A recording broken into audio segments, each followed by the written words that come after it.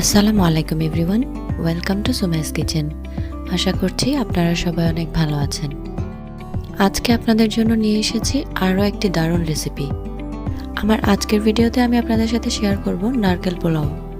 এই নারকেল পোলাওটা অসাধারণ ফ্লেভারফুল আর এত টেস্টি যেটা আপনারা রেসিপি দেখেই আশা করছি বুঝতে পারবেন। চলুন তাহলে রেসিপিটা দেখে নেওয়া যাক। প্রথমে আমি একটি বড় প্যানে ঘি ঢেলে দিচ্ছি।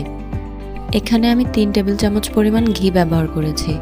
এরপরে ঘিয়ের মধ্যে আমি দিয়ে দিচ্ছি পেঁয়াজ কুচি হাফ কাপ পরিমাণ। পেঁয়াজটাকে একটু নেড়েচেড়ে মিশিয়ে ঘিয়ের মধ্যে আমি ভেজে নিব। পেঁয়াজটা এরকম কিছুটা সফট হয়ে আসার পরে আমি একটা তেজপাতা দিয়ে দিয়েছি। তারপরে দিচ্ছি 3টি এলাচ এবং 3 টুকরো দারচিনি।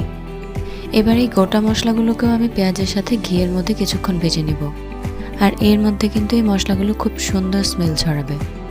পেঁয়াজটা যখন হালকা ব্রাউন কালার ধারণ করবে তখনই এর মধ্যে আমি দিয়ে দিব পোলাওর চাল। আমি এখানে 2 কাপ পরিমাণ পোলাওর চাল আগে থেকেই ধুয়ে স্ট্রেনারে পানি ঝরিয়ে নিয়েছি।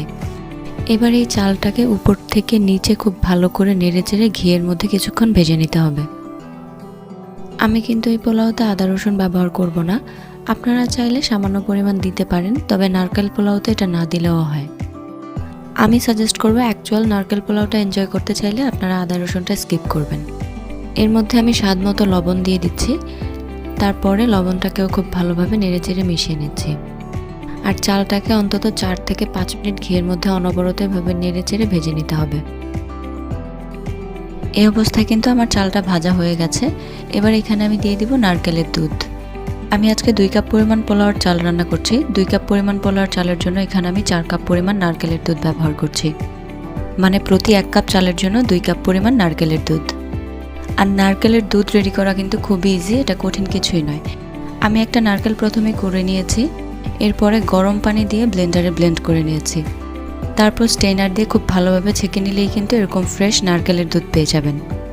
আমি প্রথমে একটু হালকা হাতে নেড়ে মিশিয়ে নিয়েছি।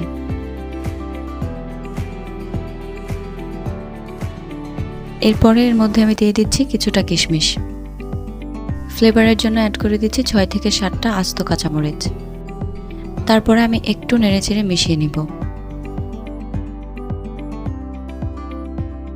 এই অবস্থায় চুলাটাকে আমি হাই ফ্লেমে রাখবো। হাই ফ্লেমে রেখে এর মধ্যে বলক আসা পর্যন্ত অপেক্ষা করব। দেখতেই পাচ্ছেন বলক চলে এসেছে। এবার আমি এটাকে ঢাকনা দিয়ে ঢেকে চুলার আঁচটা একদম লো করে দিব। লো ফ্লেমে রেখে এভাবে ঢেকে আমি রান্না করে নেব 20 মিনিট পর্যন্ত। ফিরে এসেছি 20 মিনিট পর। 20 মিনিট পর আমি ঢাকনা তুলে নিয়ে পোলাওটাকে আরেকটু টেস্টফুল করার জন্য এখানে হাফ চা চামচ পরিমাণ চিনি অ্যাড করে নিয়েছি। এবার আমি হালকা হাতে সম্পূর্ণ পোলাওটাকে উপর থেকে নিচে খুব ভালোভাবে একটু মিশিয়ে নেড়ে নিব। আমার পোলাওটা কিন্তু এই অবস্থায় 80 to 85% পর্যন্ত রান্না হয়ে গেছে। তাই এই অবস্থায় খুব বেশি জোরে নাড়তে যাবেন না, এতে কিন্তু চালটা ভেঙে যেতে পারে। ঢাকনা তোলার পর নারকেলের দুধ আর ঘিয়ের কম্বিনেশনে আপনারা যে সুন্দর একটা স্মেল পাবেন, ওটাতেই কিন্তু আপনাদের মন ভরে যাবে। এই অবস্থায় এই পোলাওটা অনেক সুন্দর স্মেল ছড়াচ্ছিল। আমি খুন্তির সাহায্যে পোলাওটাকে সব দিক থেকে একটু প্লেন করে নিয়েছি দমে বসানোর জন্য। এবার আমি আবারও ঢাকনা দিয়ে ঢেকে দিচ্ছি এবং 10 মিনিটের জন্য দমে বসিয়ে নিচ্ছি। আবারও ফিরে এসেছি 10 মিনিট পর। এই অবস্থায় কিন্তু এই পোলাওটা 100%ই হয়ে গেছে। আমি খুব হালকা হাতে উপর থেকে নিচ অবধি একবার নেড়ে নিব। এত সুন্দর ফ্লেভার ছড়াচ্ছিল, আপনাদেরকে এটা আমি মুখে বলে বোঝাতে পারবো না। আই মাস্ট সে, এটা রান্না করতে গেলে আপনাদের জিভে জল চলে আসবে। আমার এই নারকেল পোলাওটা কিন্তু এই অবস্থায় পুরোপুরি রেডি হয়ে গেছে। দেখুন এই পোলাওটা কতটা ঝরঝরে আর পারফেক্ট হয়েছে। আমি আপনাদেরকে এবার সার্ভ করে দেখিয়ে দিচ্ছি। আপনারা দেখে নিশ্চয়ই বুঝতে পারছেন পোলাওটা কিন্তু একটার সাথে আরেকটা কোনোভাবেই লেগে যাচ্ছে না। ডিশে নিয়ে নেওয়ার পর আমি উপর থেকে কিছুটা পেঁয়াজ বেরেস্তা ছিটিয়ে দিব। বেরেস্তা দেওয়ার কারণে পোলাওটা দেখতেও কিন্তু খুবই অ্যাট্রাকটিভ লাগে, আর বেরেস্তার ফ্লেভারটাও কিন্তু দারুণ। দেখুন পুরোপুরিভাবে রেডি হয়ে গেছে আমার নারকেলের পোলাও। নারকেল আর ঘিয়ের ফ্লেভারে এই পোলাওর স্বাদ একদমই অসাধারণ।